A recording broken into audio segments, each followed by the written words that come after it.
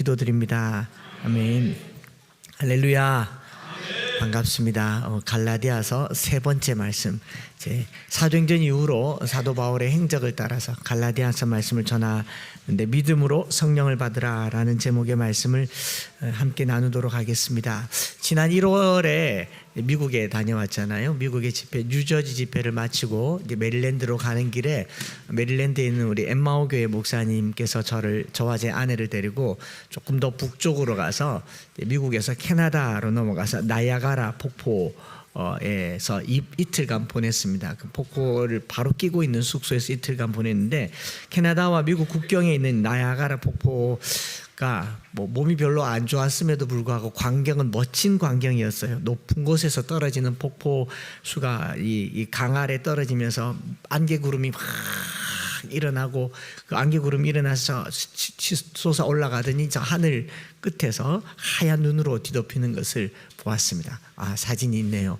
그 다음에도 밤에 찍은 사진들이 있는데, 이 폭포의 낙차와 물의 양이 얼마나 많은지 이 멀리 떨어져서 호텔에서 찍은 이 숙소에서도 우르릉 우르릉 거리면서 진동이 느껴질 정도였어요. 찍은 영상도 있는 것 같은데 막 올라오잖아요. 저게 그 연기가 아니고 폭포에서 떨어지는 수증기가 치면서 이렇게 올라오더라고요. 이 폭포를 왜 보여드렸느냐 하면은, 여러분 이 나야가라 폭포에 줄을 걸고 줄타기를 한다는 걸 상상해 보셨습니까? 네, 상상이 안 되죠. 이 줄타기를 한 사람이 있어서 소개를 하려고 합니다. 찰스 블론딘이라는 사람이 1824년도에 태어났는데 36살에 이 나야가라 협곡을 가로지르는 줄타기를 성공합니다. 이 줄의 길이가 340m고요. 이 줄의 지름은 고작 8cm 밖에 되지 않는데, 수면 위는 한 30여 m가 되고 수면에서 폭포 아래까지는 200m가 되는데, 1859년 6월 30일에 이것을 처음 성공했습니다. 블론딘이라는 사람이 세계 최초로 시도한 나야가라 외줄타기 고개 현장에 수많은 사람이 몰려들었고요.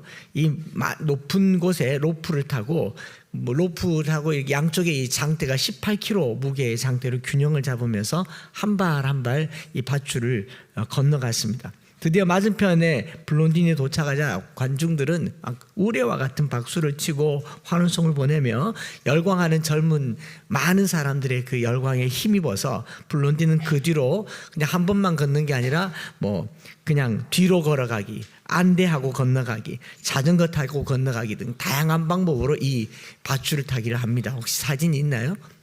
여기 보면 뒤로 걷기, 자전거 타고 걷기, 저기서 누워서 걷기, 정말 기가 막힌 고개를 보여준 거죠. 그래서 이 블론딘이라는 사람이 워낙 유명해지면서 이 많은 사람들이 유럽과 미국에서 명성과 명예를 얻고 돈을 얻게 되면서 이 나야가라 폭포에 구름대와 같이 사람들이 몰려들게 되고, 그래서 이게 하나의 이 명예가 되어서 훈장도 받게 되고, 이 사람의 이름이 하나의 블론딘이라는 사람이 브랜드가 되어가지고 그 채석장에 사용되는 장비, 케이블웨어라고 하는 채석장에 쓰는 이 장비의 이름이 브론딘이 될 만큼 유명해진 겁니다. 그래서 레일로 사용되는 케이블 이름이 블론딘이라고 얘기해요. 굉장히 유명한 사람이 된 거죠, 그죠? 이 사람이 고개를 매일같이 이렇게 하다가 고개가 끝날 즈음에 블론딘이 구름처럼 모여있는 관중들을 향해서 소리를 칩니다. 여러분, 내가 이 폭포를 건너갈 줄 믿습니까? 했더니 믿습니다. 당신은 잘할 줄 믿습니다. 그랬어요. 근데 블론딘이 한 번 더 묻습니다. 누가 내 등에 업힐 사람 있겠습니까? 내가 사람을 등에 업고 건너갈 줄 믿습니까? 그때 그것도 할 줄 믿습니다. 그랬어요. 왜냐하면 뒤로도 걸었고 눈 감고도 걸었고 자전거 타고도 걸었고, 그러니까 내가 사람을 업고 간다면 할 줄 믿습니까? 그러니까 믿습니다. 그랬어요. 누가 가겠습니까? 그러니까 아무도 손을 들지 않더래요. 아무도 손을. 그래서 누가 내 등에 서겠습니까? 근데 외친데 아무도 자기에게 오지 않았는데, 한 사람 해리 워싱턴 콜코드라는 사람이 등에 업힌 거예요. 이 사람의 매니저이기도 하고 친구이기도 한 이 사람이 등에 업혀서 여기를 건너간 겁니다. 이거는 최근에 있던 그 블론딘은 아니고 칼라 사진이지만, 그 다음에 보면요, 이게 실제로 모습이에요. 저 폭포 위를, 나야가라 폭포 위를 건너는 겁니다. 이걸 누가 영상으로 만들었더라고요.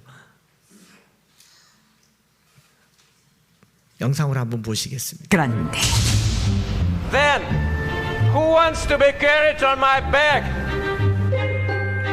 찰스 블론딘의 마지막 질문은 사람들의 입을 완전히 막아버렸다. 관중들의 얼굴에서 흥분이 사라지고 미소도 사라졌으며 일순간 현장은 쥐죽은 듯 고요한 정막이 감돌았다.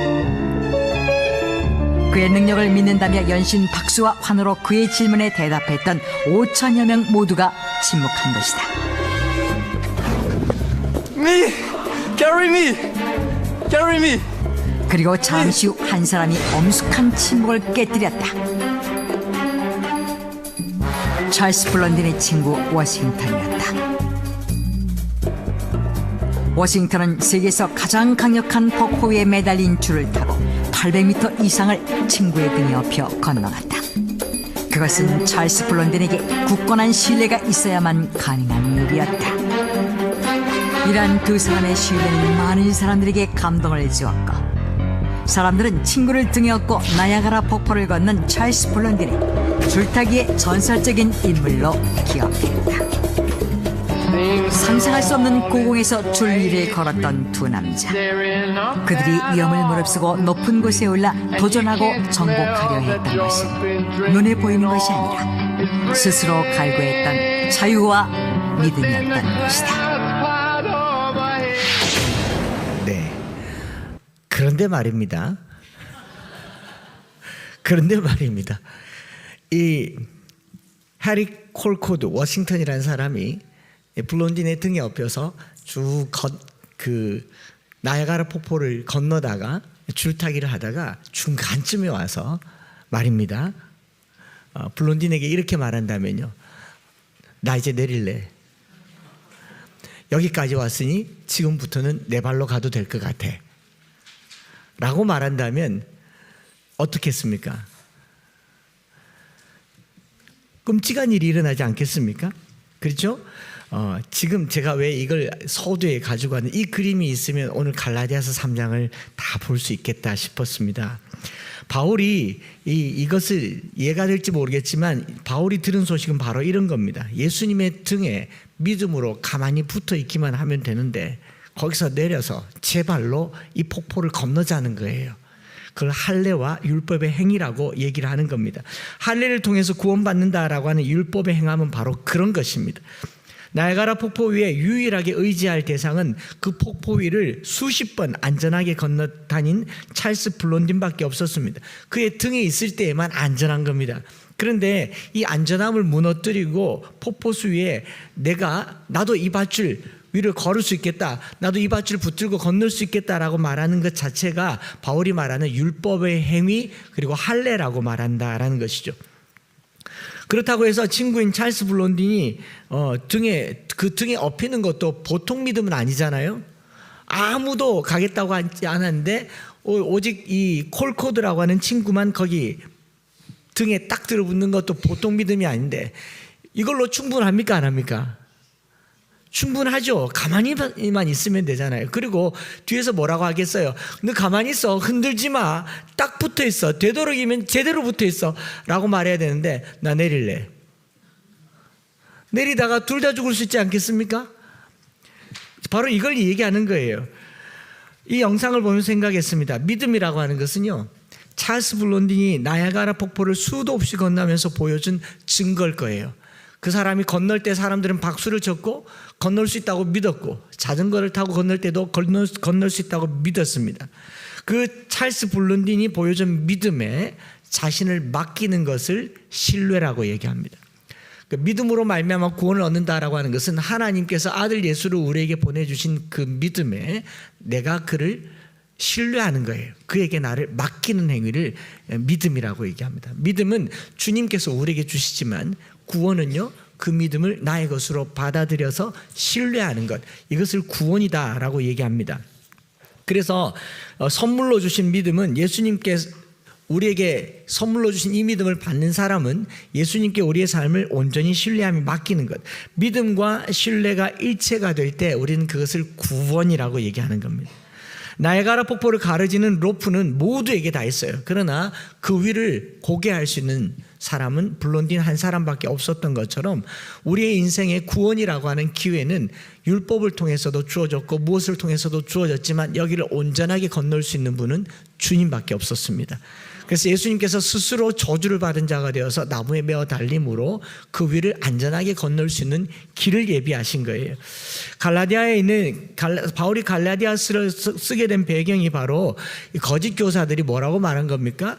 예수님이 없어도 이 로프만으로도 우리가 충분히 건널 수 있으니 우리 할례 받고 스스로 구원에 이르자라는 가르침을 다시 베푼 거예요. 즉 이 폭포 한복판에서 내리자라고 얘기하는 겁니다. 이제 너 필요 없다. 우리가 건너갈 수 있겠다. 몇 번 다녀보니까 구경해보니까 할 수 있을 거라고 생각을 하는 거죠. 그래서 갈라디아서 3장에는요 2번이나 이런 사람들을 향해서 할례를 강조하는 사람, 그 할례를 강조하는 사람들의 영향을 받은 사람들에게 바울이 뭐라고 얘기하냐면요, 어리석다. 어찌 그렇게 분별이 없느냐. 3장 3절에 너희가 이같이 어리석으냐, 성령으로 시작하였다가 이제는 육체로 마치겠느냐라고 말합니다. 할례를 받고 율법의 행위를 강조하는 것이 왜 바울로 하여금 이렇게 흥분하게 만들었는가? 거친 말로 어리석다. 왜 이렇게 어리석으냐라고 말하게끔 만들었겠습니까? 영어 성경에는요, You are so foolish라고 해요. 바보야, 등신아, You foolish Galatians 이렇게 말하잖아요. 바보야, 너 진짜 나쁘다 이렇게 얘기하는 거예요. 이 표현에 대해서 신약 학자인 고든 디피라고 하는 학자는 이렇게 표현합니다. 할례를 받아들이고 율법의 행위를 강조하는 것은 그리스도의 사역을 전적으로 무가치하게 만들고 필요 없는 일로 만들어버리는 일이다. 할례가 그만큼 불필요한 일이다라고 말하는 이유는 주님께서 이뤄놓은 이 나야가라 폭포를 건너는 그 일에 주님을 지워버리는 일이다라고 말하고 있는 것이죠. 장대를 들고 서 있는 블론딘이 없어도 폭포 위 줄타기를 누구나 건널 수 있다라고 말하는데 어떻게 건너냐? 줄 꼭 잡고 가면 된다라는 거죠. 이걸 조금 더 쉽게 표현하면 여러분 태평양을 헤엄쳐서 미국까지 갈 수 있습니까? 없습니까? 이론적으로는 가능해요. 열심히 팔을 젓고 숨 쉬면 되는 겁니다. 마치 사람이 물 위를 걷는 게 가능합니까? 못 가능합니까? 물리적으로는 가능을 해요. 왼발을 바다 위에 얹고 왼발이 빠지기 전에 오른발을 얹고 오른발이 빠지기 전에 왼발을 얹고 왼발이 빠지기 전에 오른발을 얹고 우리는 물 위를 걸을 수 있습니다. 할렐루야. 아닌가요? 태평양을 헤엄쳐서 건널 수 있다라고 하는 것은 이론상으로는 가능하지만 불가능하죠. 그래서 태평양을 뭐 타고 건넙니까? 배 타고 건너잖아요. 배 타고 한참 가다 야 우리 배도 뜨는데 이 무거운 배도 뜨는데 한번 뛰어내려 볼까? 그런 사람이 있겠습니까? 또 배를 오래 타다 보니까 멀미를 너무 많이 해요. 아, 배 못 타겠다고, 너무 힘들겠다고. 뛰어내리면 어떻게 되겠습니까? 상상도 할 수 없는 일이 일어나는 거죠. 바울이 말하는 율법의 행위나 할례는 그런 것이라는 거예요. 뭐 배멀미를 할 수 있어요. 그러면 약 먹고 자는 게 낫지. 구경을 못할 거면 약 먹고 자는 게 낫지 뛰어내리는 것은 아니 될 일이라는 겁니다. 갈라디아서 이 3장 말씀은요, 앞으로 2주 후에 있을 5장의 온 율법의 정신, 내 이웃 사랑하기를 내 자신과 같이 하라신 한 율법에서 이루어졌다라는 말과 성령의 열매를 만들어가는 그 과정에서 3장이 기록되었다라고 보면 됩니다. 그래서 이 성령의 열매와 이웃 사랑을 실천하기 위해서 반드시 필요한 게 뭐냐? 바로 믿음인 거죠. 오늘 믿음에 대해서 얘기를 하려고 하는 겁니다. 믿음으로 말미암아 의롭다 하심을 받았다라고 하는 이 신칭의가 로마서에 나올 때 그 배경이 바로 여기 3장에 나와 있는 이야기인 것이죠. 3장 2절을 보면 내가 너희에게 다만 이것을 알려 하노니 너희가 성령을 받은 것이 율법의 행위로냐 혹은 듣고 믿음으로냐 라는 표현을 쓰죠. 바울을 비롯해서 오순절 성령 세례를 받은 사람들이 바울이 복음을 전한 곳에 곳곳에 나타난 성령의 역사들은 율법의 행위로서 나타난 겁니까? 말씀을 듣고 믿음으로 나타난 겁니까? 말씀을 듣고 믿음으로 나타난 거죠. 그래서 믿음을 성령의 역사랑 함께 이해하고 있다는 겁니다. 오늘 우리가 믿음을 어떻게 이해하는가를 잘 생각해 보아야 됩니다. 오순절 설교하는 게 아닙니다. 순복음 교단 설교하는 게 아니에요. 믿음이 내게 생길 때 그냥 생기는 게 아니다라는 거죠. 그래서 이 복음의 말씀을 듣고 믿음으로 나타난 것이 성령의 역사다라고 하는 이 3장 2절 말씀을 보면서요, 즉 믿음은 성령의 역사로 말미암아 주어진 것이다라는 겁니다. 설득이나 이해로 되는 게 아니다. 그래서 오늘 믿음과 관련해서 나눌 첫 번째는 뭐냐면요, 예수를 믿는다라는 말은 성령을 주신다라는 말이에요. 능력을 획득한다, 성령의 능력을 내가 덧입는다라는 말입니다. 내게서 어떤 믿음이라고 하는 의지가 나오는 게 아니라 그 믿음이 나에게 성령 세례와 함께 부어진다라는 거예요. 성령이라고 하는 것, 1세기 당시의 성령 세례는 예수님의 복음이 전파되는 곳이면 어디서든지 강력하게 역사하셨습니다. 그래서 오늘 우리가 믿음을 가졌다, 믿는다라고 말하는 이 일은 영적인 일입니다. 이해를 한다거나 설명을 듣는다거나 오랜 신앙의 습관에 관계된 이야기가 아니고, 설득해서 되는 일이면 지식이겠죠. 설득해서 되는 일이면 신학교에서 가르치고 성경 공부를 하면 믿음이 생기겠죠. 그런 설득은요, 마치 관중들에게 내가 이 나야가라를 건널 줄 믿습니까? 라고 하는 지식과 정보일 뿐입니다. 그 나야가라를 건너는 것을 믿었다면 그 위에 자신을 얹을 수 있는 신뢰, 이거는 능력입니다. 이걸 영적인 일이라고 얘기를 하는 거죠. 이것을 여러 곳에서 사도 바울은 말하고 있습니다. 데살로니가전서 1장 5절에 이는 우리 복음이 너에게 말로만 이른 것이 아니라 또한 능력과 성령과 큰 확신으로 된 것임이라. 우리가 너희 가운데서 너희를 위하여 어떤 사람이 된 것은 너희가 안 바와 같으니라. 자, 우리에게 이른 것이 말로만 이른 것이 아니고 뭐라고요? 능력과 성령과 큰 확신으로 된 것임이라. 여러분, 믿음이 성령의 역사인 줄 믿으시기 바랍니다. 그리고 바울이 이 말씀이 전파될 때 나타난 현상 중에 우리가 암송한 구절, 데살로니가전서 2장 13절에 뭐라고 되어 있습니까? 이러므로 우리가 하나님께 끊임없이 감사함은 너희가 우리에게 들은 바 하나님의 말씀을 받을 때에 사람의 말로 받지 아니하고 하나님의 말씀으로 받음이니 진실로 그러하듯. 이 말씀이 또한 너희 믿는 자 가운데서 뭐한다? 역사하느니라. 믿음이 믿음으로만 끝나는 것이 아니라 우리에게 능력으로 역사하더라라는 말입니다. 역사하느니라. 그렇기 때문에 복음은 지식이나 정보, 성경 공부로 얻어지는 것이 아니라 성령의 능력입니다. 그래서 오늘 우리가 믿음 가운데 있다고 할 때 내 안에 성령께서 역사하신다는 것을 동시에 믿어야 할 줄 믿습니다. 사도 바울은 이것을 로마서 1장 16절에 내가 복음을 부끄러워하지 아니하노니 이 복음 모든 믿는 자에게 구원을 주시는 하나님의 능력이 됩니다. 복음이 가지고 있는 능력이, 먼저는 유대인에게 또한 헬라인에게로다 말한 이 말은 유대인이기 때문에 율법을 행했기 때문에가 아니라 헬라인들에게도 똑같이 복음은 믿는 자에게 구원을 주시는 하나님의 능력이다. 오늘 우리가 믿어서 구원을 얻었다는 것이 하나님의 능력인 줄 믿으시기 바랍니다. 이게 막 가슴 뛰게 와야 돼요. 그냥 이해가 돼요.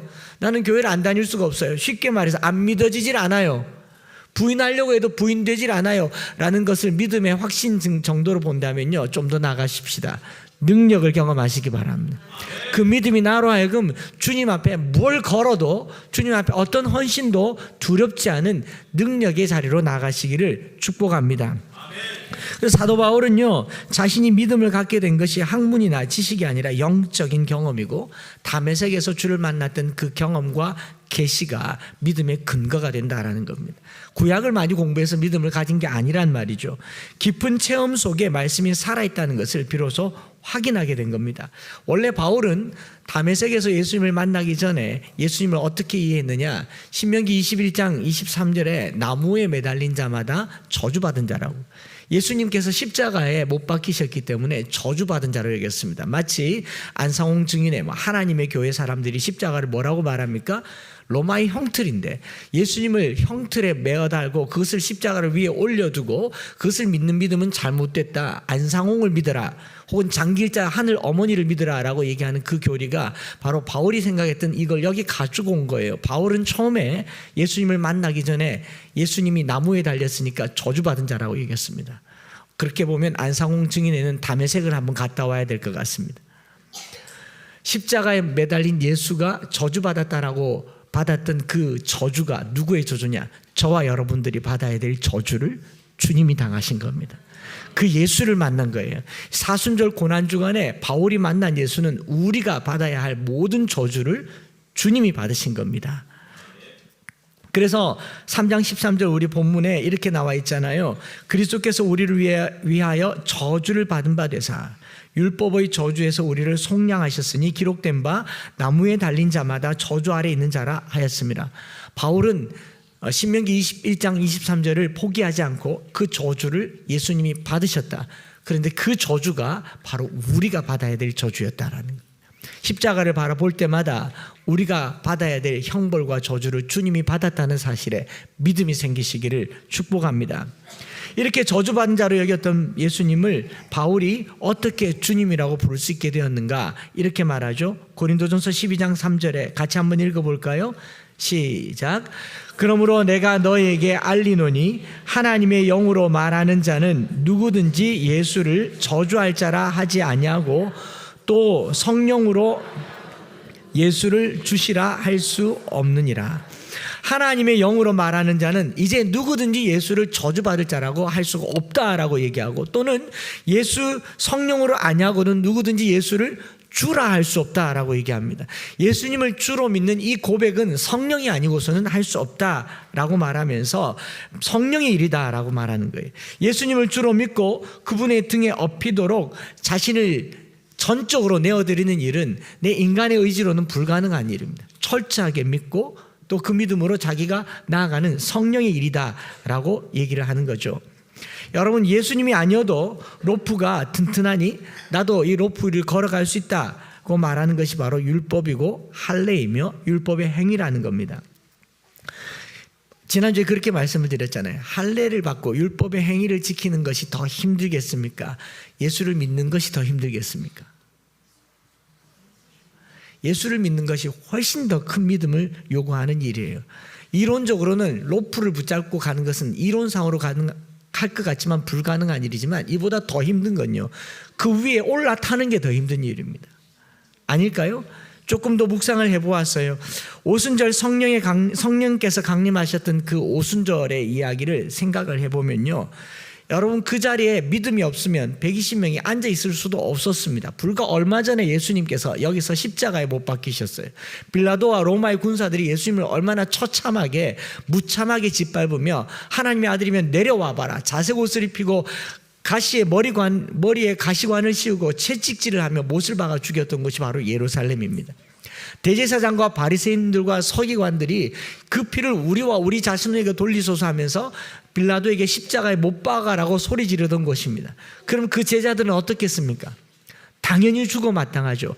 예루살렘을 떠나지 말고 내게서 들은 바 아버지께서 약속하신 것을 기다리라라고 말했던 그 예수님이 이 명령은요, 제자들에게 마치 내 등에 엎혀서 이 나야가라 폭포를 건너자는 것보다 더 두려움과 공포를 자아내는 순간이었을 겁니다. 여러분, 믿음은 바로 그런 겁니다. 내가 이성적으로 생각할 수 있는 것보다 훨씬 더 큰 것을 요구하는 것이 믿음입니다. 또 창세기로 넘어가서 아브라함이 하나님을 믿는 건 쉬운 일이었겠습니까? 본토 친척 아버지의 집을 떠나 내가 네게 보여줄 땅으로 가라. 여러분, 제가 서울에 가면 이런 말을 많이 들어요. 목사님, 제가 대구로 이사 가고 싶어요. 대구 가면 엠마오 교회 다니고 싶어요. 오면 되죠. 왜 그렇게 못 오십니까? 이제 집이 멀어서요. 좋기는 좋은데 멀대요. 오면 되죠. 아브라함이 메소포타미아에서 갈대아 우르를 지나서 가나안으로 가는 1700km예요. 대구에서 서울까지 400km도 안 되는데 그것도 못 오는데, KTX 타면 2시간만 하면 오는데, 대전에서 매주 오는 것도 못 오는데, 아브라함이 너무 연상 짓지 마시기 바랍니다. 아브라함이 고향과 친척과 아버지의 집을 떠나서 보여줄 땅으로 가라, 마땅히 갈 바를 알지 못하고 간다는 게 얼마나 큰 믿음이겠어요. 100세가 되어서 아이가 없는데 하나님이 아브라함에게 내가 너로 큰 민족을 이루게 하겠다, 이게 믿어집니까?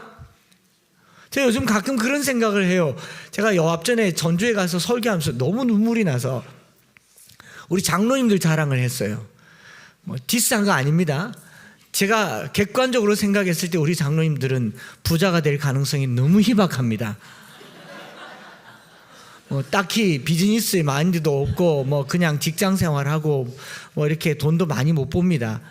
그런데 내게 있어서 믿음은 우리에게 이렇게 헌신하고 믿음으로 사는 두 분 장로님을 하나님께서 100만 배의 복으로 더하여 주실 줄 믿습니다. 믿음이라는 거예요. 믿음이 생기더라고요. 그렇게 사시기를 바랍니다. 아브라함이 자기의 씨가 다 말랐다고 생각했는데 100세의 아들이 있을 거란 말이 믿어지겠냐고요.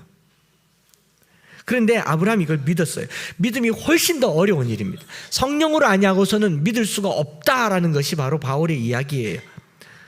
오늘 이 능력을 경험하는 시간 되기를 바랍니다. 성령으로 아니하고서는 예수를 주라 할 수도 없고 믿음을 가질 수도 없습니다. 그래서 믿음은 능력입니다. 그냥 우리가 말하기를 예수 믿기 전과 후 어떤 간증을 얘기하는 게 아니에요. 내 삶이 좀 변했다. 금방 도루묵돼요. 여러분 살 빠졌다고 내 삶이 변했다고 말하는 사람은 2달만 지나보세요. 어느새 그 자리에 가 있습니다. 공감이 안 되시는 모양인데 아직 덜 빠지셨구나.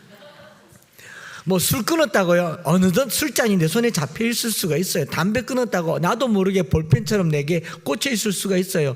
어제 변했다고 오늘 새 사람이 되었다고 착각하지 마세요. 그 정도로 믿음을 얘기하는 게 아니에요. 또 오래 신앙생활을 했기 때문에 나는 든든하다라고 말하는 게 아닙니다. 성령의 능력과 강권함이 있어야 됩니다. 그렇게 될 때 어떤 일이 일어나느냐? 어떤 두려움도 이겨내게 된다라는 거죠. 그 밧줄 위에 올라가 있는 사람의 블론딘의 등에 내가 올라타게 된다라는 겁니다. 영적인 일은요, 담대함을 만들어냅니다. 두려움이 없어져요. 그래서 사도 바울이 우리가 믿음을 가졌다, 예수를 믿었다라는 말은 성령의 능력을 가졌다라는 말입니다. 그 능력을 가졌기 때문에 신앙생활하면서 다른 어떤 것도 두려워하지 않는 겁니다. 주님께서 제자들에게 믿음 없음과 관련해서 자주 얘기하는 것이 어찌하여 두려워하느냐 믿음이 적은 자들아. 어쩌면 이렇게 염려하느냐 믿음이 적은 자들아. 믿음은요 두려움을 이기는 능력입니다. 그런가 하면 사도 바울은 갈라디아서 3장 15절부터 29절까지 한 가지를 더 말하고 있는데, 두 번째로 믿음으로 약속의 자손이 되었으니 이 믿음을 굳게 붙들어야 한다라는 것을 아브라함과 관련해서 얘기를 하고 있어요. 주로 아브라함과 관련해서 약속의 말씀이 아브라함과 그 자손에게 말씀하신 것인데, 이 약속의 자손이 예수 그리스도이기 때문에 이 약속을 헛되게 하지 말아야 된다라는 말로 예수를 믿는다라고 하는 예수 믿음은 아브라함의 자손됨, 신분을 획득했다. 두 가지 오늘 가지고 기도할 건데요. 내가 예수를 믿었다라는 말은 성령의 능력을 가졌다. 그 능력이 오늘 우리에게 살아나기를 축복합니다. 두 번째로는 하나님의 자녀가 되었다. 아브라함의 후손이 되었다. 우리가 혈통으로는 단군의 후손일지 모르겠지만 영적으로는 하나님의 자녀로 양자됨의 신분을 얻었다라는 말인데, 이걸 제가 좀 묵상을 해봤어요. 3장 26절과 27절에 이렇게 말하죠. 너희가 다 믿음으로 말미암아 그리스도 예수 안에서 하나님의 아들이 되었으니 이방인들도 헬라인들도 믿음으로 말미암아 하나님의 아들 아브라함의 후손이 되었으니 누구든지 그리스도와 합하기 위하여 세례받은 자는 그리스도로 뭐했다? 옷 입었다라고, 합하여졌다라고 말하는데, 그리스도로 옷 입었다라는 말은 옷은 입었지만 벗으면 된다 안 된다?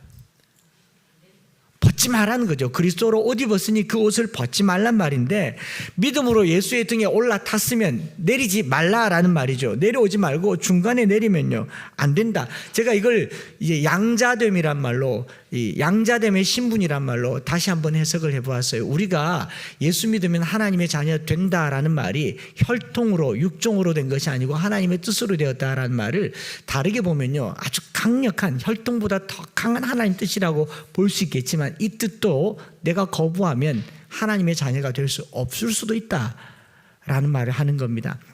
조금 예를 들어 볼게요. 부모님의 자녀가 되는 것은요 법보다도 더 강한 혈연입니다. 그렇지 않습니까? 근데 부부는 법이 정하지 않으면 효력이 없어요. 그리고 이 부부관계는 결혼해서 혼인신고를 했다고 해서 끝까지 부부관계가 유지됩니까? 실컷 살다가 나 이제 당신하고 안 살래, 그럼 끝인 거잖아요. 부부 관계는 법이 정한 과정에서의 부부 관계입니다. 우리가 하나님의 자녀로 의롭다함을 받았다라고 하는 법적 용어는요, 하나님이 아니라고 하면 아닐 수도 있다는 거죠. 뿐만 아니라 내가 아니라고 하면 아닐 수도 있는 겁니다. 그럼 뭐 해야 되느냐? 믿음으로 이 믿음을 굳게 잡아야 되는 겁니다. 내가 지금 믿었다고 따놓은 당상이 되는 게 아닙니다. 천국 열차, 우리 어릴 적부터 나는 구원 열차 올라타고서 하늘 날아가지요 빵빵, 그 열차에 탔다라고만 생각하는데요, 중간에 내릴 수도 있다라고 생각해야 돼요. 그러니 바울이 뭐라고 얘기하냐면 합하여 옷을 입었으니 벗지 말라라고 얘기하는 거예요. 믿음을 가졌으니 흔들리지 말고 포기하지 말고 끝까지 가라라고 얘기를 하는 거예요. 이게 우리가 얻은 양자됨이라고 하는 신분입니다. 하나님은 우리를 택하셨지만 그 택하심을 우리가 붙드는 것, 초두에 말씀드렸죠. 믿음을 우리에게 주셨지만 그 믿음으로 나를 그분에게 올리우는 것, 이걸 신뢰라고 얘기하는 겁니다. 그리스도의 보혈로 하나님의 자녀가 되었지만 엄연히 저와 여러분들은 입양된 자녀들이에요. 입양된 자녀들은 예수 그리스도로 입은 옷을 끝까지 입고 있어야 된다. 해산의 수고로 주님이 우리를 낳았다고 할지라도 우리는 여전히 하나님의 양자된 자들입니다. 값을 주고 산 자들이에요. 값을 주고 샀기 때문에 우리가 이 값을 내 것으로 받아들이려면요, 굳게 잡으셔야 돼요. 우리 장로교에서 이걸 안 가르쳤기 때문에 그냥 한번 믿으면 마음의 확신, 신념, 신뢰, 기쁨만 있으면 천국 갈 거다, 무슨 짓을 해도 괜찮다라고 하는 것은 가르침에서 조금 고려해 봐야 될 것 같습니다.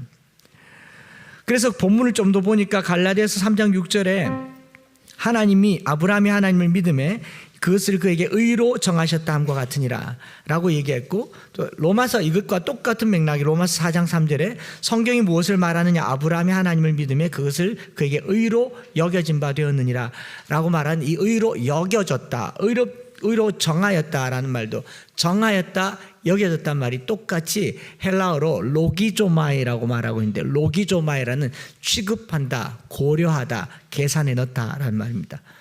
취급한다라는 말은 쳐준단 말이죠. 다르게 말하면 이 확실한 연결고리는 아니에요. 여겨줬으니 너도 굳게 잡아라라는 말입니다. 믿음은 따놓은 당상이 아닙니다. 끝까지 지킬 때 나야가라 폭포를 지나 영생아오라 폭포로 가게 되는 겁니다. 좀 잘 썼는데 나야가라고 영생아오라입니다. 실패한 것 같은데요. 웃어주셔서 감사합니다. 이쪽 끝에서 내 인생아 가라 하고 영생아 오라로 갈 때까지 중간에 내리지 말자라고요. 그래서 바울이 믿음으로 시작하였다가 어찌 포기할 수 있느냐, 그럴 수 없다라고 말하는 겁니다. 믿음을 가졌으니 끝까지 놓치지 않는 저와 여러분들 되시기를 축복합니다. 이 영생을 얻기까지 끝까지 주님의 등에서 내려오지 말라라는 말이 이 말이에요. 그래서 이걸 가지고 A.W. 토저라고 하는 목사님이 네 믿음이 어디 있느냐라는 책에서 이걸 잘 설명해 줬더라고요. 네 믿음이 어디 있느냐라는 책에 보면 요한복음 1장 12절을 영접하는 자 곧 그 이름을, 오늘 설교가 복음 설교일 수 있습니다. 영접하는 자 곧 그 이름을 믿는 자들에게는 하나님의 자녀가 되는 권세를 주셨으니, 여기 영접한다라는 말, 람바노라는 헬라 말을 썼는데, 람바노라는 말은 receive, take란 말인데 능동태라는 거죠. 수동태가 아니라고요. 믿음은 우리에게 주셨지만 그 믿음을 내가 잡아야 됩니다. 테이크를 해야 된다고요. 받아들인데 저절로 들어오는 게 아니고 내가 어떻게 잡아야 된다고요. 믿음을 우리에게 보여주셨고 그 믿음을 우리가 잡아야 되는 것을 영접이라고 얘기를 하고요. 그래서 거듭난 사람을 그리스도를 영접했다는 말로 예수님을 능동적이고 적극적으로 붙들었다라는 의미로 해석한다 라고 말하면서 토조 목사님이 조금은 끔찍한 말을 해요. 이게 여러분들에게 불편할 수도 있겠지만 꼭 전해야 될 말인 것 같아요. 제 말이 아니고 토조 목사님이 이렇게 말합니다.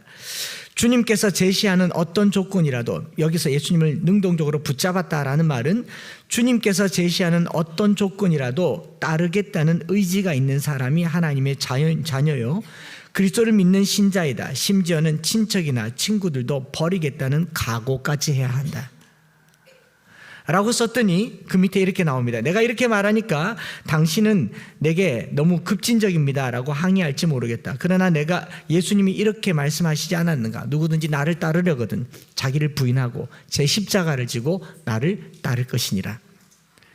살아계신 하나님께서 우리에게 요구하신 사랑과 충성의 요구를 하는 겁니다. 아들 예수를 우리에게 내어주셨기 때문에 그것을 믿음으로 받아들이려면 전적으로 헌신하고 충성해야 된다라는 겁니다. 왜 그렇게 급진적으로 말했는가를 토저는 더 나아가서 이렇게 말합니다. 하나님께서는 지옥불이 얼마나 뜨거운지 아시기 때문에 지금도 우리의 마음을 움직여 행동으로 나서도록 최선을 다하시는 것이다. 소돔의 고모라성에 그냥 둘 수 없기 때문에 천사들을 보내서 손잡아 이끌어내려고 하는 것이다. 그때 돌아서면 소금 기둥이 되는 것이고 그때 그 손을 놓으면 함께 타서 죽기 때문에 그 손을 놓지 말라고 우리를 부르시는 것이 믿음이다 라고 말하는 거예요. 그러면서 너의 낡은 누더기 옷을 벗어버리고 예수로 옷 입어라. 우리가 읽은 본문이잖아요. 토조 목사님이 이렇게 말합니다. 너의 낡은 누더기 옷을, 죄의 옷을, 세상의 옷을 벗어버리고 예수로 옷 입어라. 그것이 돈이든지 관계든지 무엇이든지 벗어버려라. 그리고 예수로 옷 입어라. 예수를 믿는 것은 수동적인 일이 아니다. 조금 더 강력하게 말하고 있어요. 솜사탕처럼 살살 녹이는 말도 아니다. 한번 따라할까요? 그것은 질긴 고기다. 깜짝 놀랐어요. 이런 원색적인 표현은 예수를 믿는다는 것은 질긴 고기다. 그냥 꿀꺽꿀꺽 삼켜지는 달달하고 잘 만들어진 그런 요리된 것이 아니고 솜사탕처럼 살살 녹이는 말도 아니고 질긴 고기다는 말입니다. 어느 정도 질기냐면 지금 우리에게 모든 것을 바치라고 요구할 정도로 질기다. 어떤 사람들은 자신의 죄악된 쾌락을 버리려고 하지 않고 예수를 믿는다고 한다. 버려야 된다는 겁니다. 끊어야 된다는 겁니다. 더욱 한심한 것은 제 이야기 아니고 이분의 글이에요. 더욱 한심한 것은 이토록 타락하고 암울한 시대에 교회들이 두 마음을 품은 자들의 마음을 최대한 편안하게 해주려고 애쓰고 있다. 오늘날 교회가 성도들을 불편하게 하지 않잖아요. 괜찮습니다. 그렇게 살아도 괜찮습니다. 믿음만을 가지라고 하는데 믿음은 그렇게 갖는 걸 믿음이 아니라고 얘기하는 거예요. 그런 기독교는 어중간한 기독교다. 어중간한 기독교는 이단이다. 조금 강하게 들리기를 원합니다. 믿으면 구원을 받는다고 말하면서 주님의 뜻을 어기면서 내 마음대로 행동하는 설익은 그리스도인이 될 바에 이렇게 말합니다. 차라리 조로아스트교 신자가 되어서 날마다 뜨는 해와 지는 해를 향하여 무릎 꿇는 편이 더 낫다. 우리식으로 표현하면요, 똑바로 예수 안 믿을 거면 절에 나가시오, 이 말이에요. 예수 믿는다는 것은요, 많은 것을 포기하고 손해보고 또 억울하게, 이 고난 중간에 예수 믿는다는 것이 그런 걸 알려주는 거 아닙니까? 성경에 말하는 그리스도를 영접한다라는 말은 전 인격을 쏟아부어 주님을 적극적으로 붙잡는다라는 말입니다. 조금 전에 부부관계를 말했죠. 결혼하면 법적으로 부부관계를 승인하지만 부부라고 하는 이 법적인 지위를 유지하기 위해서는 노력 많이 해야 됩니다. 가만히 있는데 이걸 누가 보장해 주질 않아요. 가만히만 있다가 어느 날 황혼에 버림받을 수 있습니다. 우리 남자 성도분들 노력하셔야 돼요. 힘쓰셔야 돼요. 자매님들도 마찬가지입니다. 꾸미셔야 돼요. 다른 자매가 눈에 들어오게 하시면 안 됩니다. 노력하셔야 돼요. 우리가 주를 믿었다라고 하는 것은 주님의 기쁨이 되도록 노력하셔야 돼요. 이걸 누가 행위구원이라고 말하겠어요? 이미 구원을 받았기 때문에, 이미 믿음을 가졌기 때문에 이 믿음을 더 굳건하게 잡는 것은 행위가 아닙니다. 율법이 아닙니다. 어찌하여 그리스도인들이 먹기 쉽도록 미리 얇게 썰어서 소스까지 뿌려놓은 음식을 원합니까? 어찌하여 어린아이처럼 그 식탁을 두드리며 물을 튀기고 있을 때 하나님께서 음식을 떠먹여 주실 거라고 착각하십니까? 이렇게 타락한 불법의 사람들은 그리스도인이라고 불릴 수가 없습니다. 좀 끔찍하게 말했지만 진중하게 받아들이십시다. 오늘 내가 예수를 믿기로 했으면 끝까지 갑시다. 대충 믿지 마시고요. 그냥 교회 계속 다닌다고 천국 갈 것이라는 그런 막연한 생각은 저도 장담 못합니다. 그러나 이미 믿었으면 끝까지 확실하게 믿었으면 좋겠습니다. 주님으로 옷을 입었으면 기를 쓰고 그 옷을 벗지 마시기 바랍니다. 주님이라는 질긴 고기를 질근질근 씹어서 내 살이 되고 피가 되게 하십시다. 주님이 나에게 생명을 주신 만큼 나도 주님께 생명을 드려 주를 따라가기를 원합니다. 주님이 내게 생명도 주셨는데 뭘 또 더 달라고 하시냐고요. 하늘의 복 땅의 복 다 받고 주님 버리실 겁니까? 주님께 내 생명을 드려 주를 따라가는 삶, 이것이 성령의 능력이고 믿음의 힘인 것입니다. 바울 서신에서 그리스도 예수 안에서란 말을 자주 쓰는 이유가 그거예요.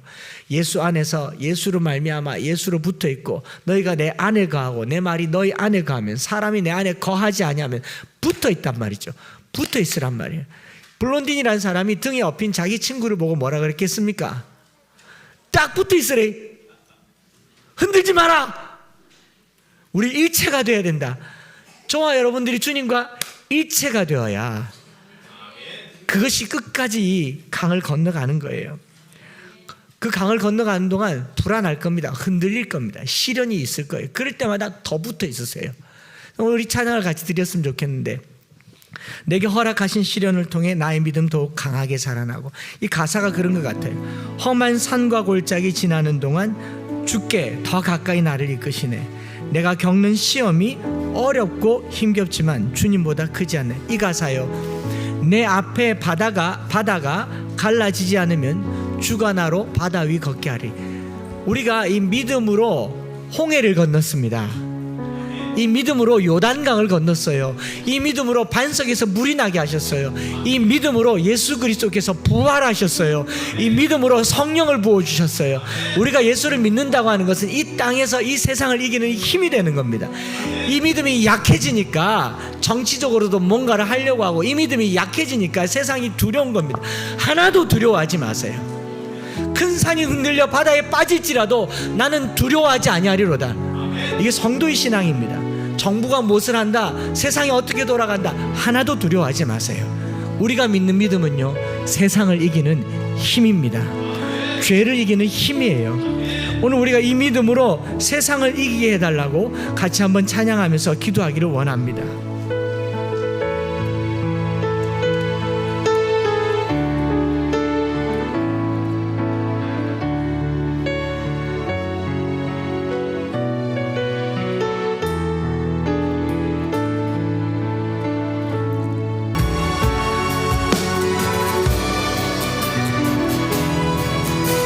내게 허락하신 시련을 위해서 기도하겠습니다. 주여, 오늘 우리의 삶이 그저 구원받는 믿음 그 정도면 끝일 것이 아니라 주님께 나를 딱 들어붙여서 그 위에 올라타기를 원합니다. 내 삶을 드리기를 원합니다. 예수 그리스도로 옷 입기를 원합니다. 그리스도와 합하여 하나님의 자녀 양자됨을 거듭하기를 원합니다. 이와 믿었으니 놓치지 아니하기를 원합니다. 포기하지 아니하기를 원합니다. 주님께서 버리라 하신 것을 버리고 내려놓으라 하신 것을 내려놓고, 한 번 더 기도하기를 원하는 것은요, 우리가 믿음 안에 있노라 하면서 이전의 삶을 계속 가지고 가는 것이, 주님은 내게 믿음을 주셨지만 내가 주님을 신뢰하지 못한 삶의 결과라는 것이 느껴진다면 하나님 그 위에 올라타기를 원합니다. 주님과 합하여 예수로 옷 입기를 원합니다. 내 삶 그 자체가 예수가 되기를 원합니다. 주님을 더 닮아 십자가를 지는 삶을 살기를 원합니다. 죄악 가운데 있다면 끊어버리게 하여 주시옵소서. 삶을 벗어버리고 주의 옷을 입게 하여 주시옵소서. 주여, 한번 부르짖고 한 번 더 합심해서 기도하겠습니다. 주여, 살아계신 하나님 아버지, 오늘 주님이 우리를 부르시고 주님의 은혜의 보좌 앞에 나아갈 때 담대히 나아가 예수로 합하여 옷을 입게 하여 주시고 주님을 따라 살게 하여 주시고, 하나님 아버지, 우리가 신앙생활 오래 하고 교회를 다니고 또 어려서부터 또는 중간에 예수를 믿긴 했지만 믿음이 우리에게 성령의 능력으로 주어진다는 것을 오늘 또 깨닫습니다. 내가 믿노라 할 때 그 믿음은 마음의 신념과 확신을 넘어서서 성령의 능력으로 주어진 것이니 능력을 경험하게 하여 주옵소서. 때로는 은사도 경험하게 하여 주옵소서. 이 능력으로 죄와 싸워 이기게 하여 주시고 세상을 싸워 이기는 담대함으로 살게 하여 주옵소서. 매일매일 살면서 물질에 대한 염려, 삶에 대한 염려, 내일에 대한 염려, 크리스찬들조차도 이구동성으로 삶이 어렵다, 세상이 어렵다, 시대가 어렵다고 할 것이 아니라 믿음으로 기도로 이겨내는 우리 성도들이 다 되게 하여 주시옵소서.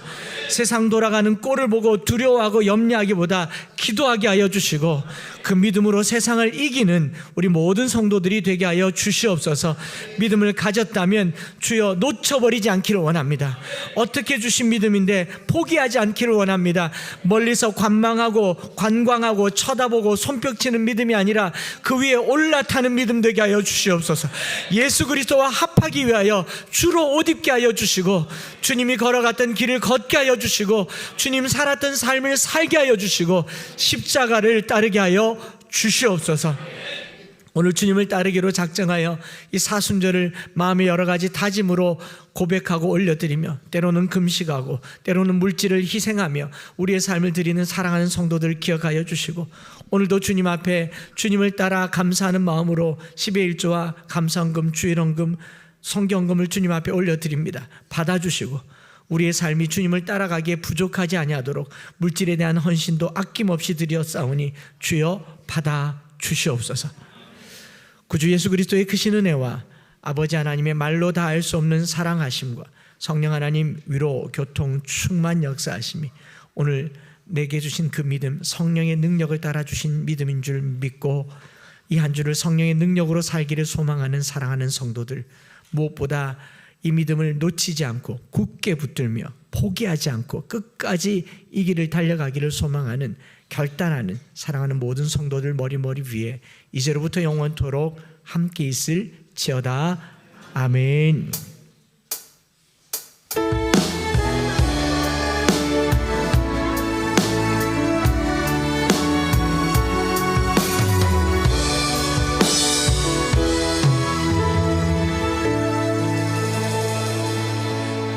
할렐루야. 우리 한번 이렇게 인사합시다. 이왕 믿은 김에 옆 사람 보고 끝까지 갑시다.